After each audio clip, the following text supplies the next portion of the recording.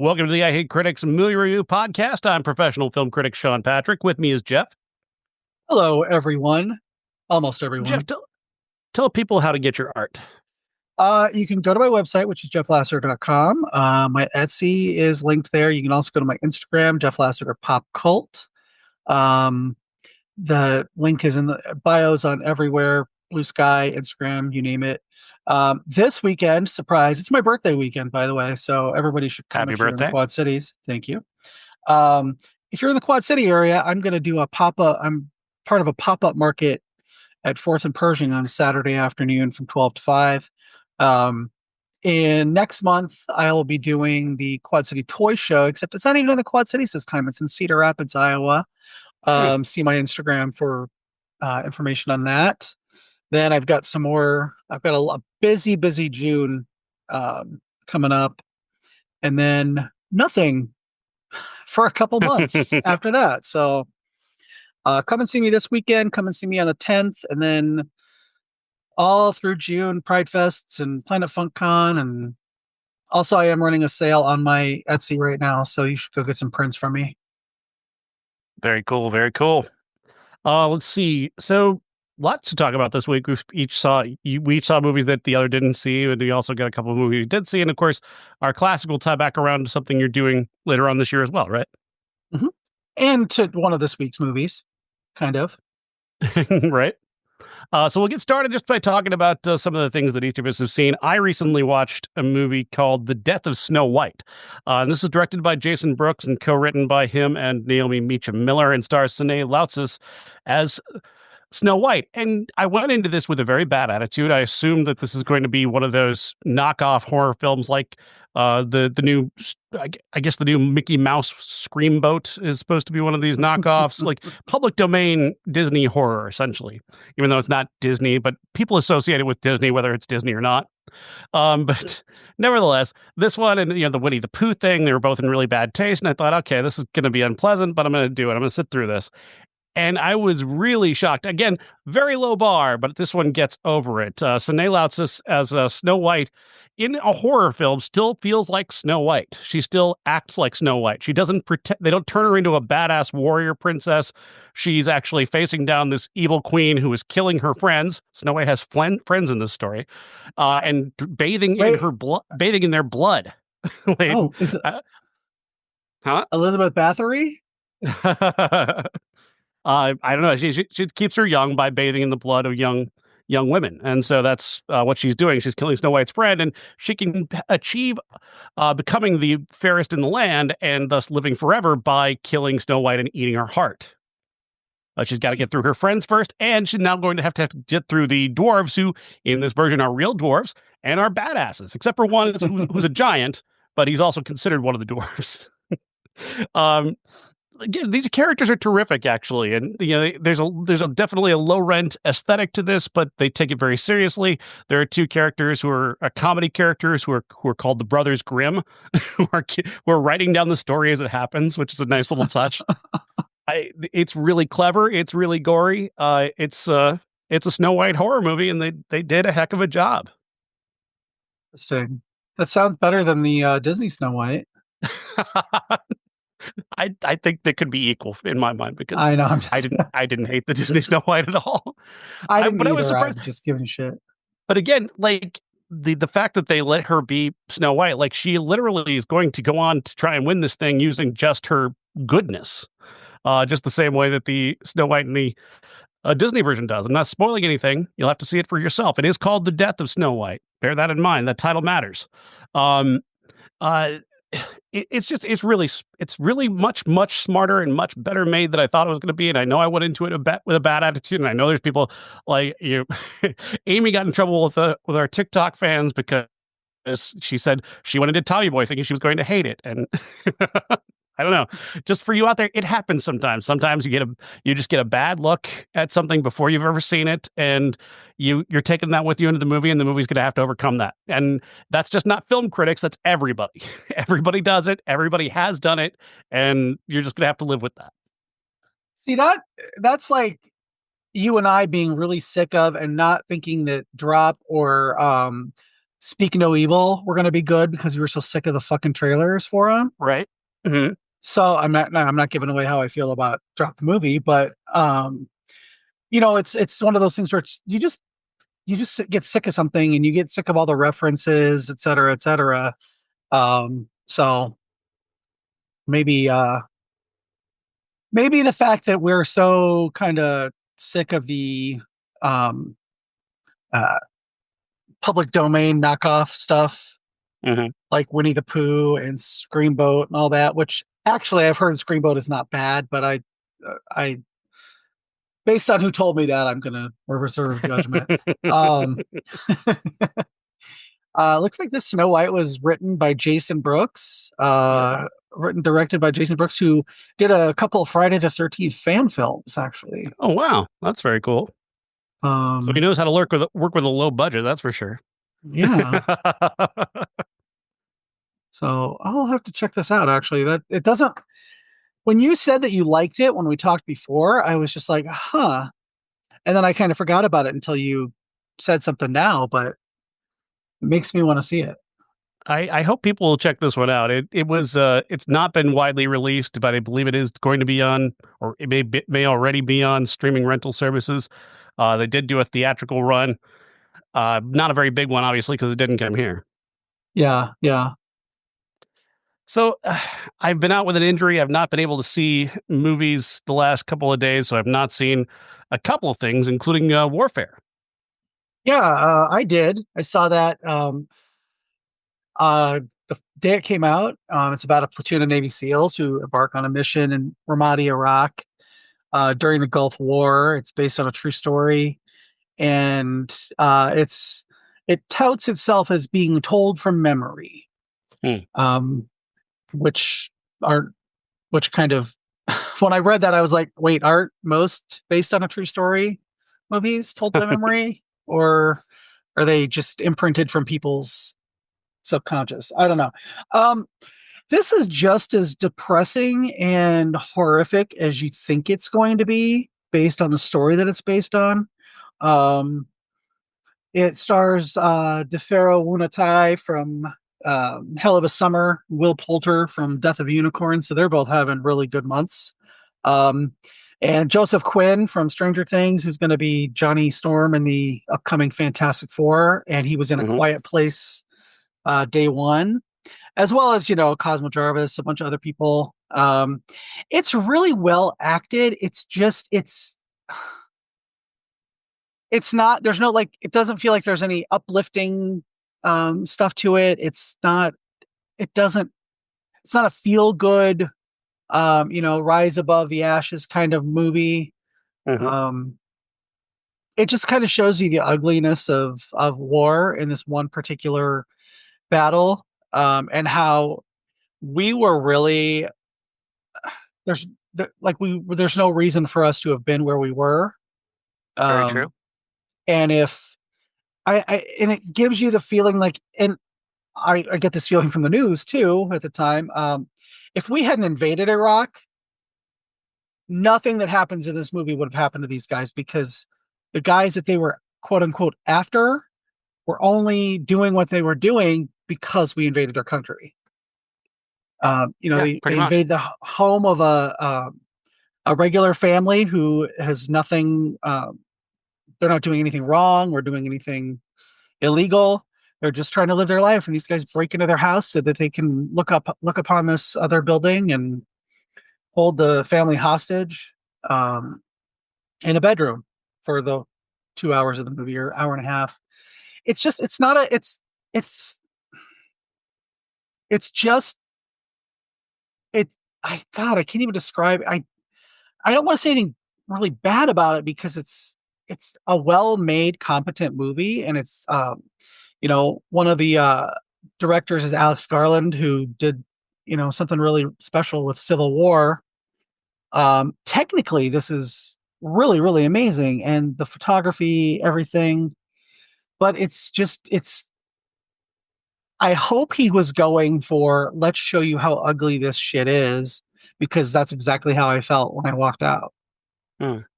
I didn't feel I would think uplifted so. Like by. most war movies are anti-war movies in the end. Oh yeah, but I didn't feel like uplifted by their stories of the survivors, or they did. I mean, this was something that really I thought it was so kind of dumb. They at the end they showed you the actor, like DeFaro Wunotai plays Ray, and they show him, and then they show the guy he was playing. They do the same with Will Poulter, but half of the guys' faces are blocked out Hmm. because they don't want to be either associated with it, or they don't want their identity compromised. Maybe they're still in the army, but it's like, why do that if literally more than half of these guys uh, don't want to show their faces? Yeah, that is interesting, to say the least. The Iraq War was just, I mean, it was complete embarrassment. Mhm. The Bush administration fucked this up so badly. Yeah. They told the Iraq army to go home, and the Iraq army did. And then they invaded and started looking for guns and finding them, and thus ending up radicalizing the Iraq soldiers because they didn't invite them back to their jobs. They didn't say Mhm. come back and be part of the solution. They just left them there with no pay and their guns basically, and that's all they had. And then they show up, give us your guns, and they're like, let's fight. Like, and they were looking for leadership. They weren't getting it from us, obviously. So the religious leaders stepped forward, and the radicalization began. And this is my great fear: is that right now in our moment, where this dumb fuck president is sending people to El Salvador, people who weren't radicalized before are certainly probably getting radicalized right now. Yeah. Yeah. I mean, I, you want a cautionary tale, and this certainly does act as that, but it it doesn't go. You don't spend any time with these guys other than the war, like the scenes of the war. They're not, the first 5 minutes or so, you kind of quote unquote get to know them a little bit, but there's no stories of home, or there's no stories of, how they got there. Um, and I didn't connect with them enough other than knowing who they were off screen. Mm-hmm. And we all know my feelings about Will Poulter, so uh, good actor, but there's something about him. But they are everybody does do a fine job. Um, I just there's war is hell, and sitting through this, watching war being hell, was very unpleasant. Mm. So Yeah. Sounds like it achieved its goal in my in my I opinion. hope so. I hope that was the goal, because if not, then if it was supposed to like glorify these guys, I don't think it did anything to glorify them. I think Mhm. it just kind of, it just, When you're okay, this is demonstrating the what we did. futility, when you're demonstrating someone's futility in action, they're not going to feel great about it. It's Yeah. not their fault that it was futility. They were placed in a situation they shouldn't have been placed in. Um, Agreed. Agreed. that presenting the reality of it is necessary. It's needed because people want to pretend that we did a perfect thing in taking down Saddam Hussein, and we didn't. It Hmm. was a cluster from the very beginning to the very end, and is Yeah. still pretty much a cluster. Hmm. All right, happy news. I saw one of the best movies of the year. It's a documentary called Count Me In. It's directed by Mark Lowe and features some of the greatest drummers of all time: Stephen Perkins, Stuart Copeland, Sidney Blackman. Just these amazing series of people. Chad Smith from the Red Hot Chili Peppers. You've got just all the greats talking about how they got into playing the drums, who they admire the most. But they go a step further to provide one of the best scenes in a documentary I've ever seen, which is Stephen Perkins of Porno for Pyros. It's an amazing drummer. They asked him about his favorite piece of work, and he was talking about Keith Moon on Who Are You, what he does on Who Are You, and then they proceed to demonstrate this by having Stephen Perkins play the drum part of Who Are You with essentially a Who backing track, and it's just watching him and then you see some footage of Keith Moon, and it's just amazing to watch. It's not merely mimicry; it's the just his ability to recapture everything in the sound and the joy that he gets from recreating this. It's just one of the most remarkable things I've ever seen, especially the way it's directed by Mark Lowe. He's got a great camera work going on this. The cuts between the footage of the Who playing Who Are You and Stephen Perkins playing Who Are You are seamless. It's just amazing. It's just incredible. And then there's a tribute to essentially to Stuart Copeland, who's a guy, one of the greatest drummers of all time, never gets any credit. The drummer for the Police. He's one of the most admired drummers when it comes to drumming. And people rarely ever talk about him, with the great drummers of all time. But they're talking to him, and he's talking about drumming, but he's not talking about himself. So let everybody else talk about how great he is in the movie. And it was really fun to watch him try to be as humble as possible while everybody else is talking about how amazing he is. And there's just so many. It builds to this final moment where it's like Stephen Perkins and Chad Smith and Sidney Blackman and one other drummer who I'm not as familiar with. Sidney Blackman is with Santana. Jess Bowen of the band The Summer Set gets a chance to sit down and play with them. They all play the drums at the same time, and they're handing off, the drumming throughout this sequence. And it is just so exciting to watch, especially her excitement at playing with these people who are just these absolute legends. And she's been doing this for a while, but she's not very well known, and she's absolutely killing it. I love this documentary. I could talk about this all day. I think I know drumming isn't exactly the most serious subject in the world, but it's if you love music, this is like crack or heroin. It's that delicious. It's that addictive to watch. I want to watch it again because that's how great this movie is. Sounds interesting. It looks like, did they re-release this? Is this a re-release? I have no idea. Bob says it's like 4 years old, but I just got it this week, so I have last 2 weeks ago, I guess. So yeah, it's available for a streaming rental service. It's on streaming rental now. So there was an official trailer that dropped this year, and then it looks like it was made in 2021, but that never means anything. Right. So it could have been like a re-release with some additional footage. That sounds interesting. Yeah, everybody needs to see this one. It is so cool. And just a quick note, Clem Burke of Blondie and the Romantics in this. He just died like 2 weeks ago. So this has got one of his last really lengthy interviews in it. So do check that out as well. Yeah. I saw The Amateur, which is, I don't know. Can we call this a remake because they made it, but it's based on a book that it sounds like is a little. It's also, this movie's already been made once back in 1982. Yeah, starring friend of the show Lynn Griffin as the dead wife. This is Rami Malek plays a CIA agent who basically he's a mathematician, and he does a lot of decryption for the CIA. He's not really a field agent or anything, but his wife is murdered in a terrorist attack when she's in London, and he decides that he wants to track down the men responsible, because they do find out who these men are, and kill them himself. So he is trained by Lawrence Fishburne on some CIA operative best practices, I guess, techniques, etc. And he sets about killing these men who murdered his wife. And it is fine. I don't think it is great. Rachel Brosnahan plays his wife, and she's very good in it.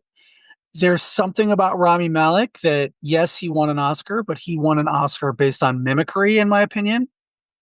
There's something about him that, he does command a little bit on the screen, but I think he is, to me, more suited for the smaller screen. This does have one of my favorite actors in it, Julianne Nicholson, who has been around forever on everything you've ever seen. She plays the head of the CIA, and Colt McInerney. What's his last name? McElhaney. McElhaney.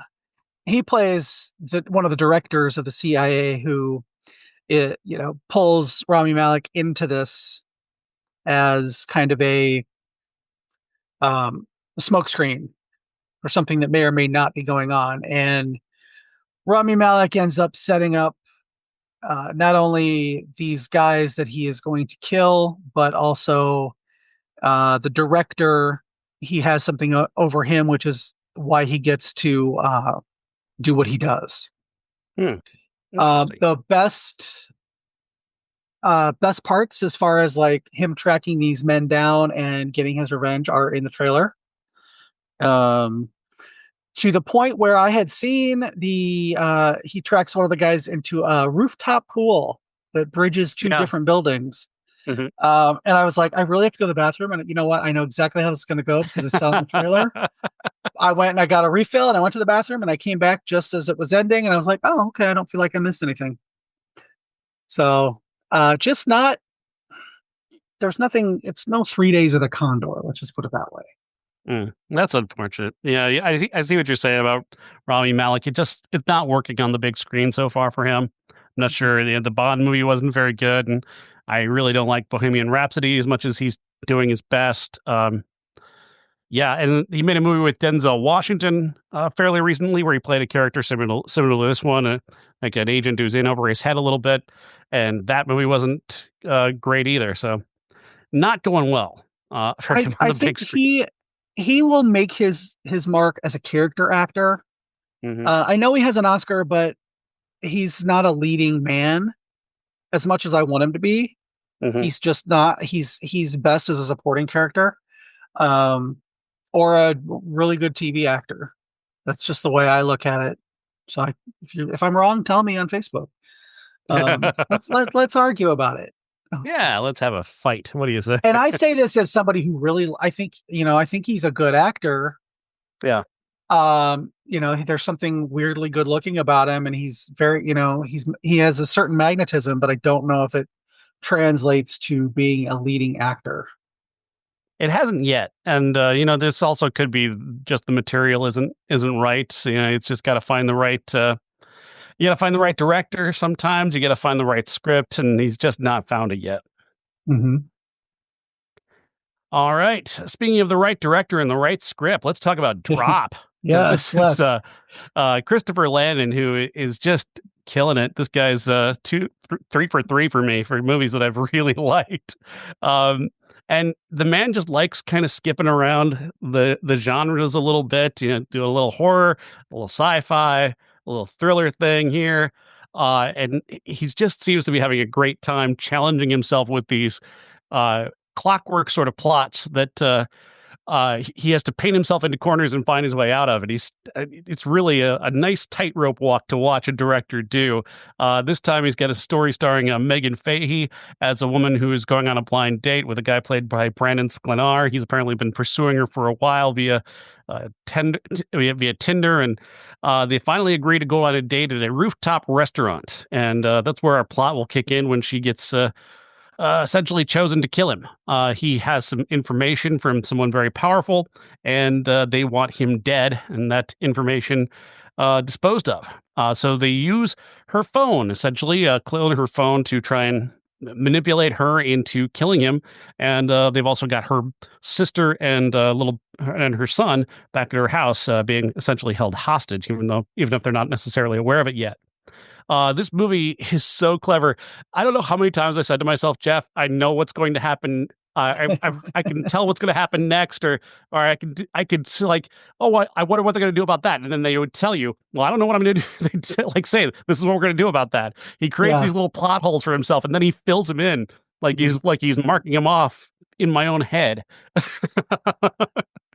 Like, there's no way he's getting out. Oh, he did. Oh, wow. Okay, that's how you get out of that. Well, yeah, you addressed it, so there you go. Well, that's a hole. No, it's not. He just addressed it. And he is really, really good at that. He did that. He in Happy Death Day to You. Mm-hmm. Now I don't know what he wrote or but he they filled in the plot holes from part one and why it was happening, and instead of making it a slasher movie like the first one, turned it on its head, made it a sci-fi movie, and it worked 1000%. And it was generally based on his direction. And the same thing with this. All the stuff from the trailer, like I just said, I've seen this trailer almost as many times as I saw Speak No Evil. To Right. My own like making me go crazy to the point where I started coming in exactly when the movies were going to start Yeah. because I just couldn't see this trailer one more time. And I expected just stupid, like a 20-minute movie because it seemed like everything was in the trailer. And you know what? It was not. All the little tiny bits were in the trailer, but I expected the fact that, he's holding her son and her sister hostage. I expected that like 45 minutes into the movie, and it's in the first 20 minutes. And I'm just like, holy shit. Okay. My expectations were, completely thrown out the window. And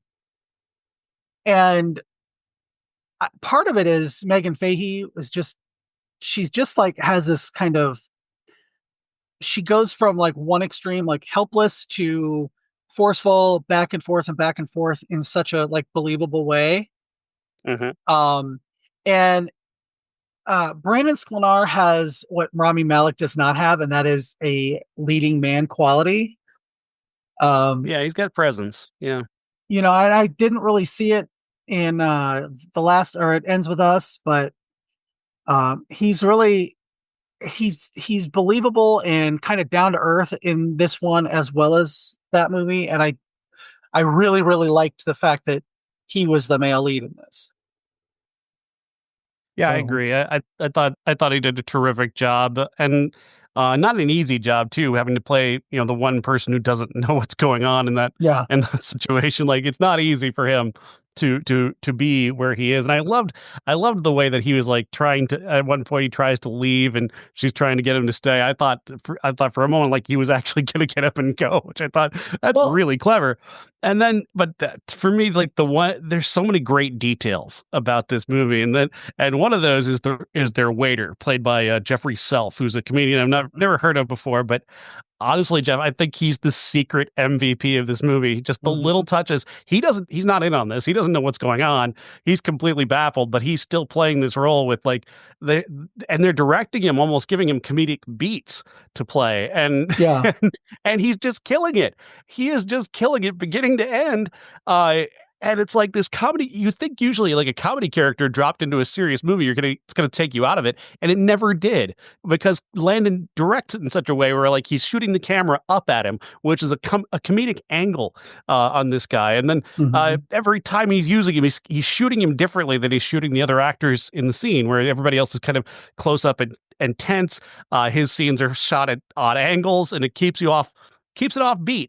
And so many directors just don't think about stuff like that. That's why characters like this feel dropped into so many other movies, is because they're directing him like he's every other person when he's doing essentially comedic stuff. It's just such a clever choice.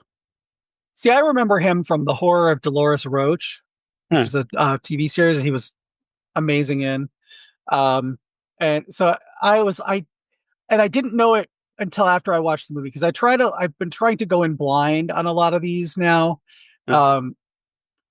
Even with even having seen the trailer, I'm still like, you know what? Okay, I saw the trailer, but I don't want to know who's in it. I don't want to be surprised. I want to be surprised. I don't, and I thought he was really, really good in it.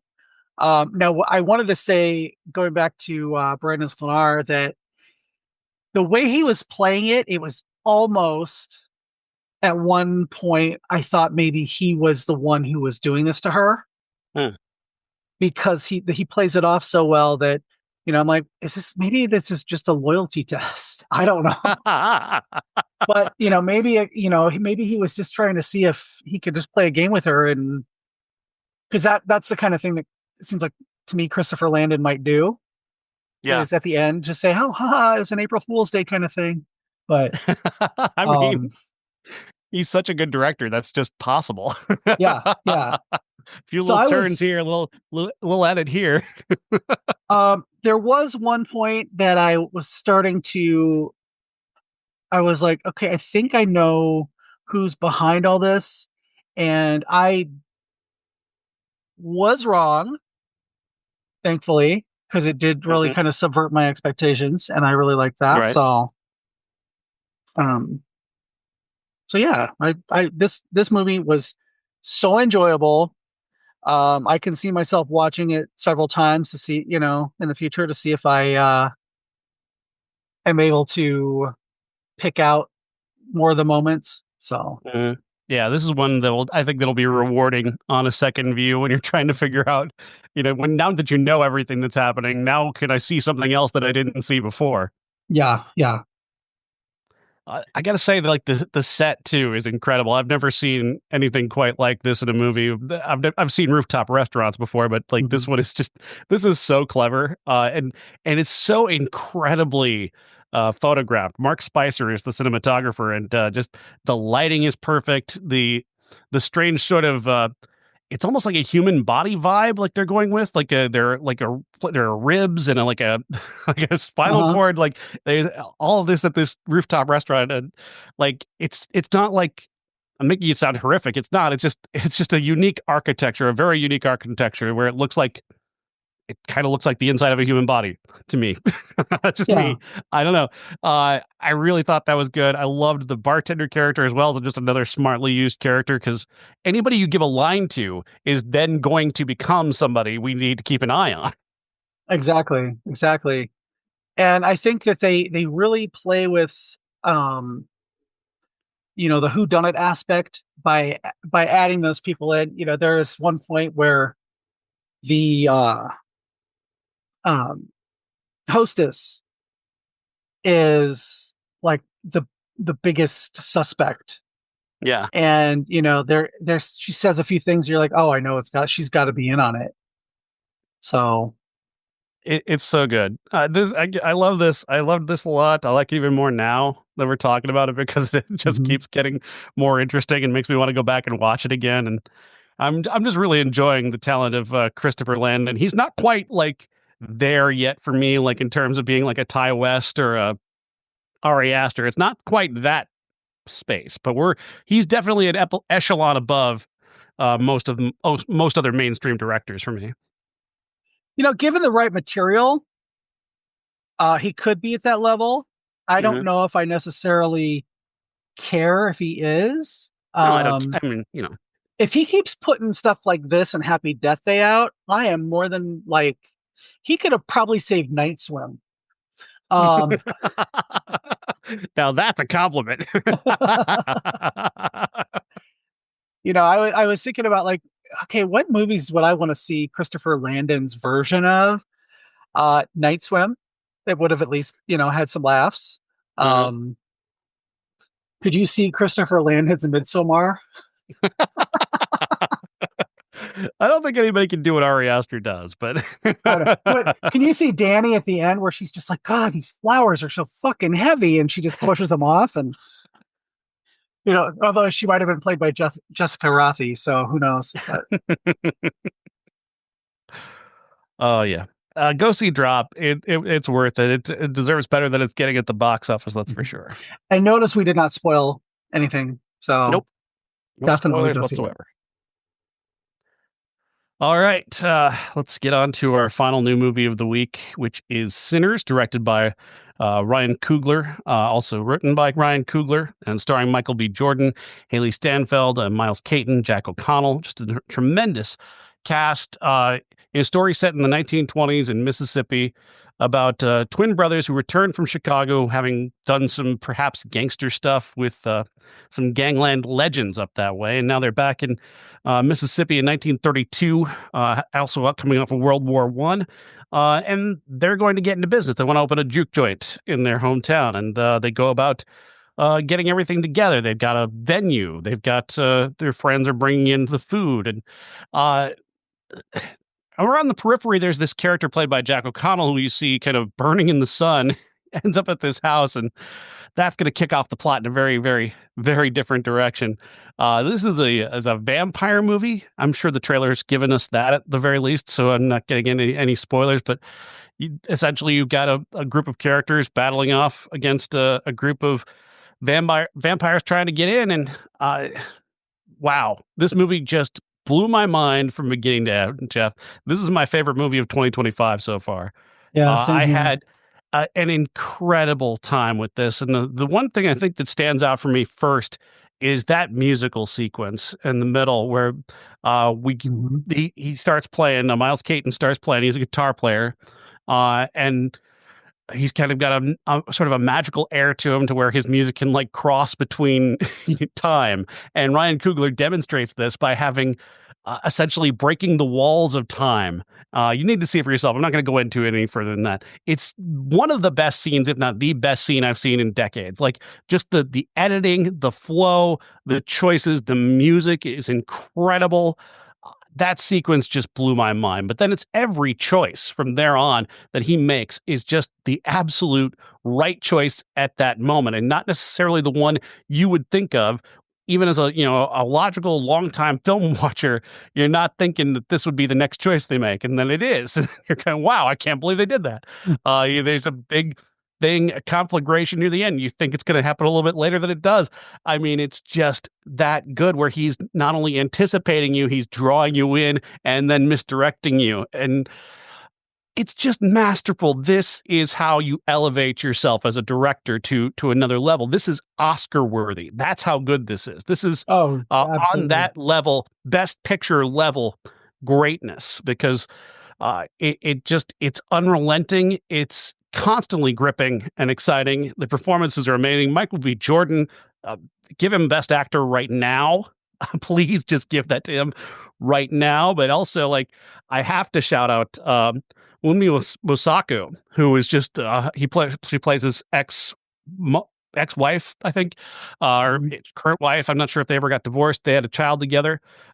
She is absolutely awesome in this movie. Just absolutely awesome. Everybody is, but like, wow, just mind-blowing movie. She says more with her face than anybody says in Warfare or The Amateur with their mouths. Mm-hmm. Just a look from her. They have just a connection.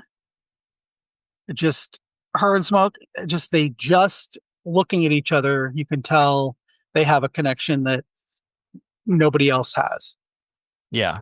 Just this amazing depth of history that they can communicate just by looking at each other. And yes. they have a sex scene that we don't necessarily see, but like it's implied, and it looked like it would have been hot as hell if we stuck around. The movie was already pretty hot at that point. This is a horny movie too, by the way, just in case you don't know. It's a very horny movie on top of everything else. But that sex scene is like just the two of them. I thought they were going to catch that building on fire because it was that hot with that chemistry. Yeah, this is the best movie of the year so far.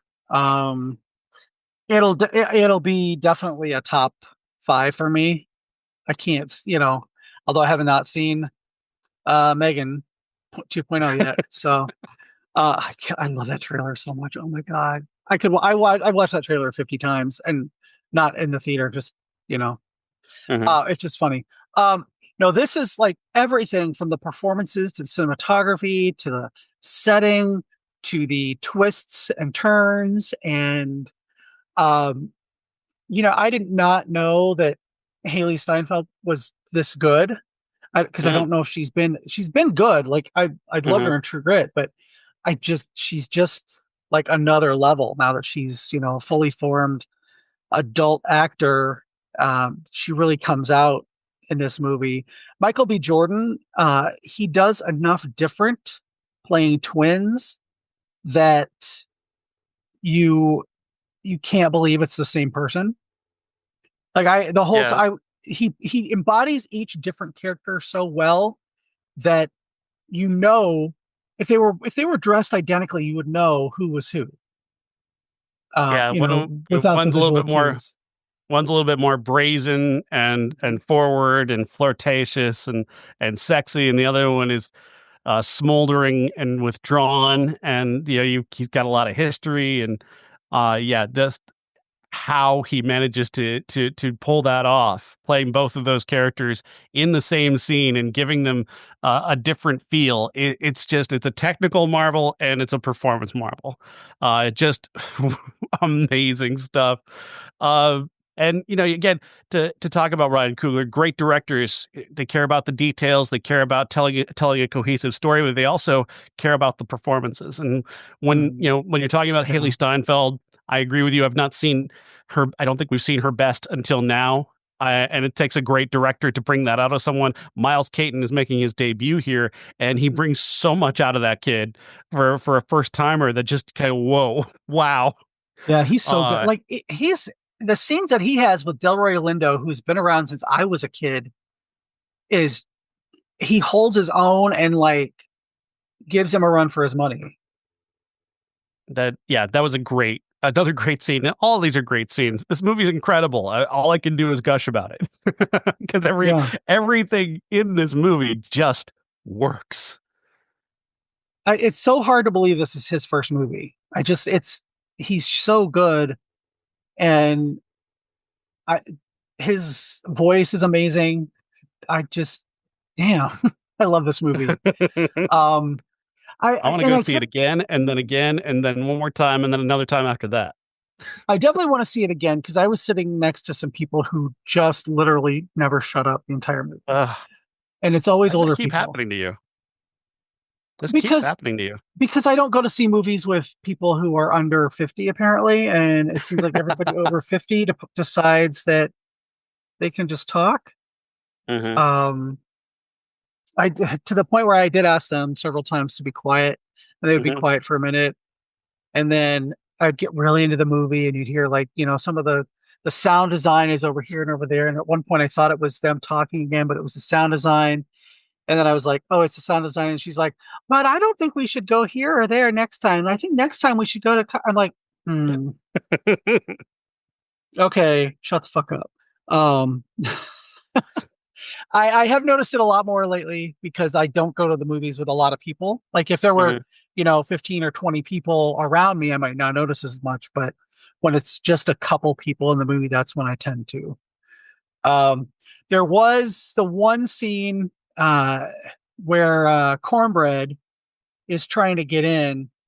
And I was like, okay, if they don't know that these are vampires by now, I'm like, come on. And then she's just like, wait a minute, you haints. And then she's like, no, you're not a haint. They're vampires. And I was like, finally, we said it. It did take me a couple of times of watching the trailer to be like, oh, wait, these are vampires. Of course they're vampires. So, yeah. Just incredible. And Jack O'Connell, too, deserves some props as the head vampire. His performance is off the charts. The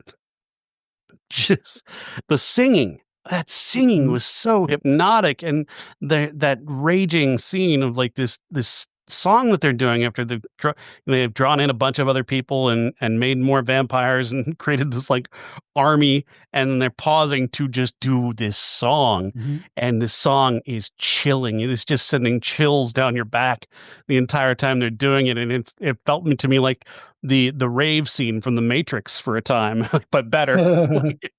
Like it was just that level of hypnotic and beautiful and terrifying all at once. Yeah, just if you have not seen this, rush out and see it. It is getting rave reviews. It's making all the money. Is horror back?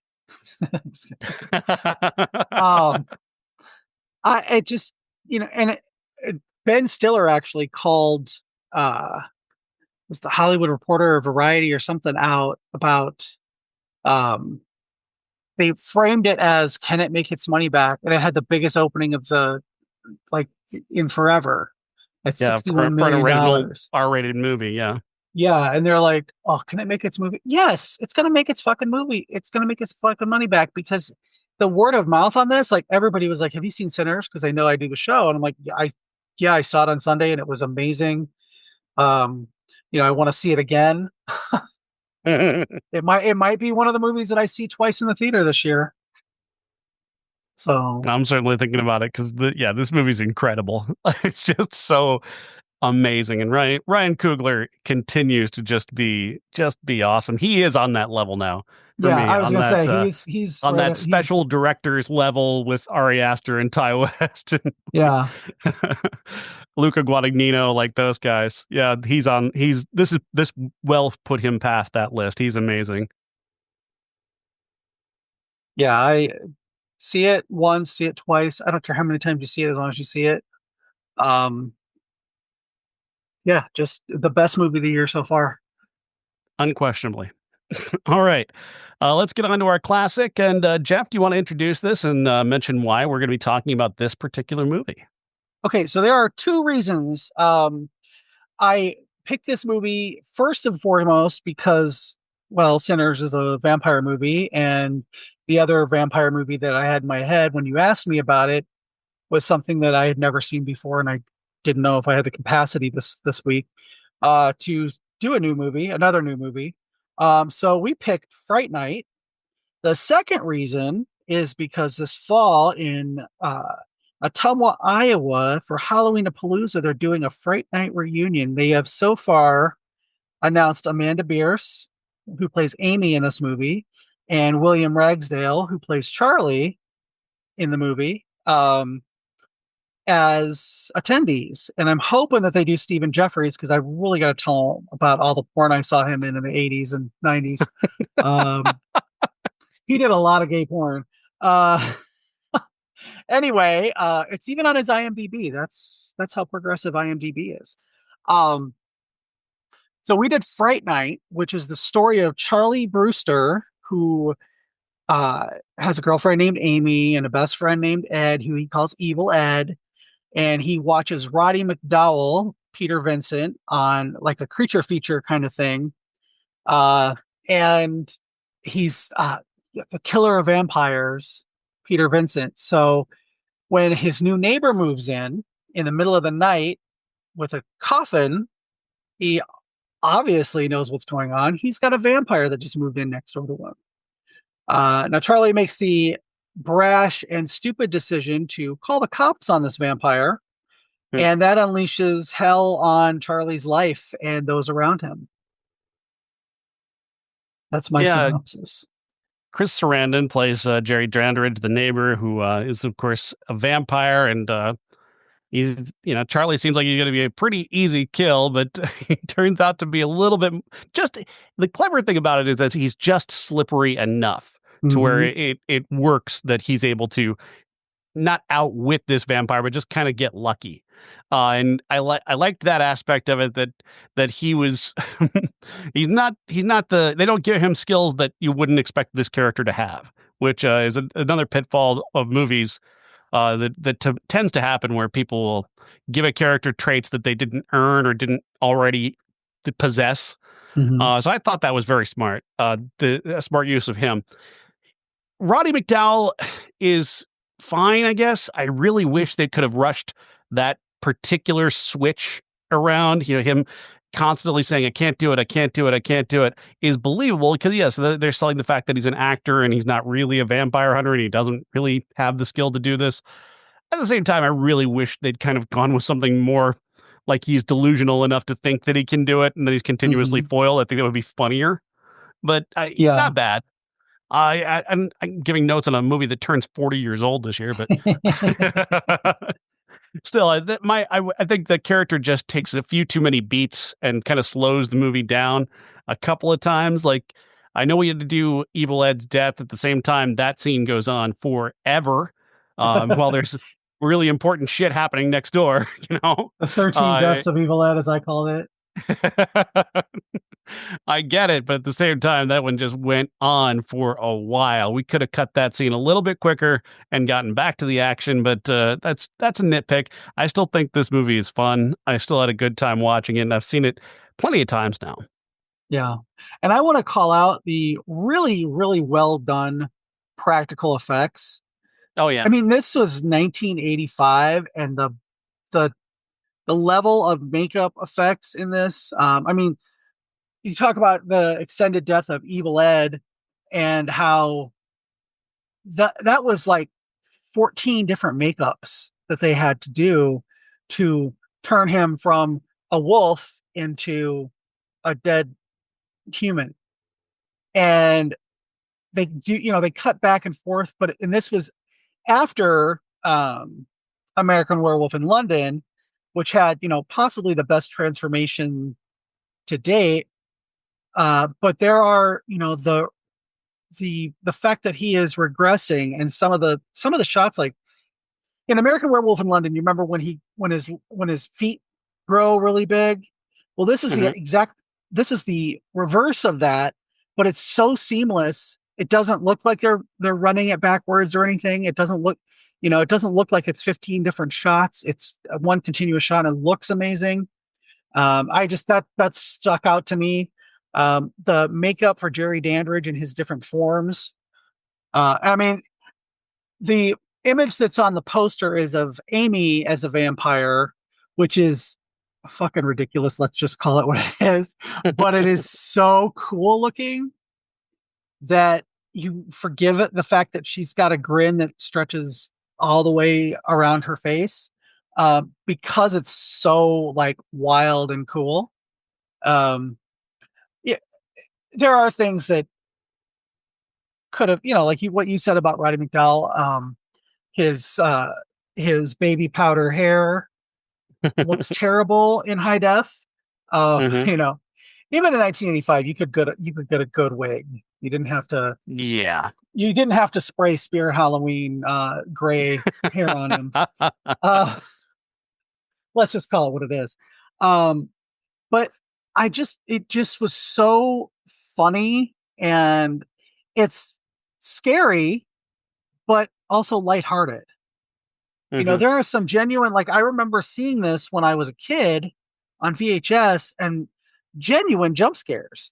There's some genuine times where you're like, you don't know if who's going to survive or what's going to be left of them, to coin a phrase. Mhm. Um, yeah, I really love this movie. I can't wait to meet the cast. I'm hoping that they, announce Chris Sarandon as well, because that would just be perfect for the 40th anniversary.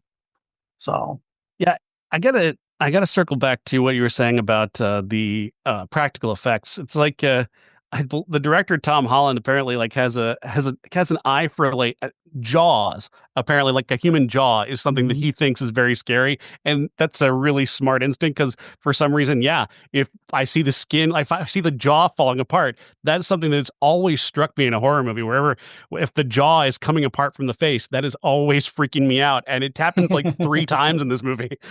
Yeah, yeah, yeah. If it's And then, of done course, not to well. mention that doesn't even mention Amy's jaw nearly coming completely apart when she tries to bite people. Oh my god, it's. I'm actually making a sticker of that's going to say "Smile and the world smiles with you." But Hmm. I'm working on a poster uh for Halloween Palooza, um, because I want them to sign it, because I love that movie so much. Um, and I'm trying to find an old VHS porn for Stephen Jeffries to sign. Um, just kidding, not really. I just I this is one of those movies where it's just fun, and you can watch it 100 times and you don't like get sick of it. At least I don't. Hmm. Um, and I think part of that is everybody in the cast is likable. Even though, and for obvious reasons, that Amy and Charlie don't really have that much chemistry together. Um, Amanda Beers is a famous lesbian from Married with Children. Um, and that shows in some of their intimate scenes. I'm just like, I maybe it's just me knowing that. Um, but yeah, she played Marcy Darcy on Married with Children, which is one of the funniest shows ever. So I'm of the school is that this movie never gets old. We could talk about it in 10 years from now, and I would still have new things and fun things to say about it. Um, Hmm. there are times when if I haven't watched it for a while, it just seems just as fresh. as it did 40 years ago. So yeah, if you have Yeah. not seen Fright Night, not and the remake is fine, but it was one of those movies that holds up so well that I don't think they even had really had to do anything to it. Yeah, the remake just felt like a cash grab. It Yeah. just felt like we're capitalizing on IP. Hmm. Now there is Oh, Fright Night Part 2 is finally coming to Blu-ray. Um, and this has been a movie that has been in limbo for 30 some years. And I think it probably has to do with the musical rights hmm. because that holds up so much stuff from, being released because they can't get the music rights to all the stuff for streaming, et cetera, et cetera. So, Hmm. yeah, it's not, I mean, it is, as a sequel, it is a lesser movie, obviously, but I haven't seen it in 20 years. So I'm looking forward to seeing that again when it comes out. Very cool. Yeah. Yeah, I do like this movie. People are people haven't seen it. Definitely check it out. Yeah, good choice for a classic, Jeff. Thank you. It was a spur of the moment kind of thing. I think I have also picked next week's classic. All right, well, let's see here. We've got The Accountant 2 coming out next week. We've got Until Dawn coming out next week. Let's No, see, other new movies. Are there any? Legend of Ochi is a cartoon. No, that's it. our classic is Revenge of the Sith because they're really re-releasing it for its 20th anniversary, and I'm going to see it. I'm going to see it 3 times. So my birthday is on Monday, so I'm going to definitely spend my birthday in the movie theater watching Revenge of the Sith again. So Wow. it's the best of the prequels. Fair enough. Fair enough. So yeah, I'm. Do I? Will I have to have seen The Accountant 1 to see The Accountant? Because this might be a movie where you're just explaining it, and I'm just pretending I saw it and agreeing with you. I don't think so. I don't know. I'm looking forward to it. I kind of liked the first Accountant. I was a fan, and I think Ben Affleck's a good actor, so I'm in for it. It's probably I'm definitely going to see that one first this weekend for my radio reviews this weekend. I'm intrigued by Until Dawn. It kind of feels like what is that movie with Chris Hemsworth, the horror film he was in, Cabin in the Woods. Cabin in the Woods. It feels like that from the trailer. Hmm. I know that it's based on a video game, and I know there was some controversy based on um, things that have happened in the game that seem to not happen in this, or seem to be happening wrong, or whatever. Well, But thanks for ruining I my anticipation for this movie. no. I'm saying as somebody who does not play video games, who doesn't care if it hews close to the. I played Resident Evil Mhm. on my ex's PlayStation 1 for 2 years straight and never got sick of it and did not give a shit that the movies were any different or anything. So I I'm look, just if it's just based on the name, I don't care. So I'm going to still see it and hopefully enjoy I'm it. just making a joke related to the fact that the vast majority of movies based on video games are bad. Just Yeah. that's as much as I like Minecraft, and I still do like Minecraft. Most video game based movies are bad. There's another podcast, now playing podcast that I listened to for years and years and years and years. Um, that is doing a very, very long video game retrospective. Hmm. And I I was listening to most of the reviews, but then I get in if they're talking about movies that I just are movies that are based on games that I just don't give a shit about, I'm not listening to them. Right now Yeah, they're doing Dungeons and Dragons, and I'm just like, you know what? I don't know or care enough about Dungeons and Dragons. So yeah, I'm for horror. So this is a horror movie, and I mean, there's no way it's going to be as good a horror movie as Sinners, no, but that's I'm going to give it a chance because it's a a horror high bar. movie. Yeah. Yeah, no, I'll Uh, definitely see it. I'll definitely be seeing Until Dawn if I can walk. We'll have to wait and well, see. I've suffered an I'm injury. I don't know how it happened, and yeah, because you're almost 50 years old. I guess that's what it is. Yeah, you just once you hit I 50, mean, just your spine stops working. your spine stops, everything stops working. It's just like, you know what? My mom died at 54, and if I can make it to 55, I will consider it an accomplishment. So that's all I'm aiming for at this point because I'm like, oh God, I turned 40 and everything was kind of like, eh. I turned 50 and everything was like, fuck you. So yeah, you've got that to look forward to. Wow. Yeah. Great. But no, I hope you get out to see some stuff because um I look forward to talking to them about you or talking about them with you. All right, Um Jeff. and I just want to say this Yes. too. I'm almost at the point where we need to start bringing trailers back because there's some we like talking about the I Know What You Did Last Summer trailer that looks like absolute dog shit to me, or the Megan 2.0, which looks like absolute like cotton candy gay goodness to me. So if I bring All up a right. trailer next week, don't be surprised. Post them on the Facebook page so people can see them with us, Yes. and yeah, well, we might add that to the show next week. If All right, if Jeff. we ever have Thanks. a really low, if we ever have a really bare week, then we'll just do trailer talk. So Sounds good. all right. Well, have a good weekend, Yep. and I will see you when I see you. Yep. See you later.